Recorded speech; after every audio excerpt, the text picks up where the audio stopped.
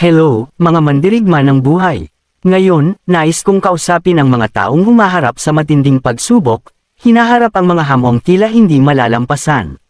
Napakahirap ng buhay, at madaling mawalan ng pag-asa. Pero tandaan, ang iyong mga pagsubok ay hindi ang nagtatakda sa iyo, ang iyong lakas at pagtitiis ang tunay na naglalarawan sa iyo. Bawat dakilang kwento ay may mga sandali ng paghihirap. Isipin mo ang mga bayani na hinahangaan mo. Lahat sila ay hinarap ang kahirapan, ngunit nahanap nila ang tapang upang magpatuloy. Ganoon din ikaw, ang mga hamon ay hindi katapusan ng iyong paglalakbay, sila ang simula ng iyong pagbabalik. Hinuhubog nila ang iyong karakter, pinatatatag ang iyong paninindigan, at sa huli, dinadala ka sa isang mas malakas, mas matalinong bersyon ng iyong sarili. Tandaan, okay lang na maghirap. Okay lang na makaramdam ng lungkot. Pero huwag hayaan na ang mga sandaling iyon ang magtukoy sa iyo. Sa halip, gawing inspirasyon ang mga ito upang magpatuloy. Bumangon araw-araw na puno ng pag-asa at isipan na nakatuon sa tagumpay. Yakapin ang kapangyarihan ng positibong pag-iisip.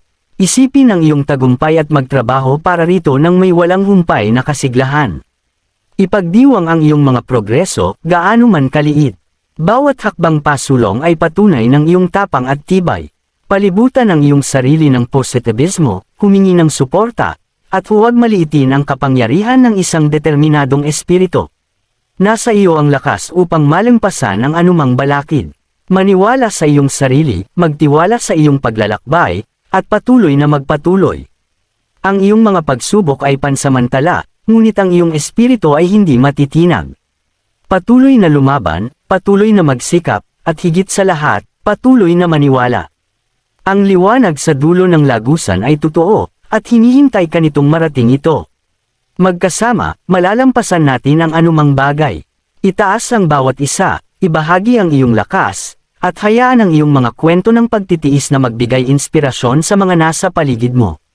Tandaan, mas malakas ka kaysa sa iniisip mo, mas matapang kaysa sa pinaniniwalaan mo, at mas may kakayahan kaysa sa inaakala mo. Patuloy na lumaban, at tingnan kung paano nagiging kamangha-mangha ang iyong buhay.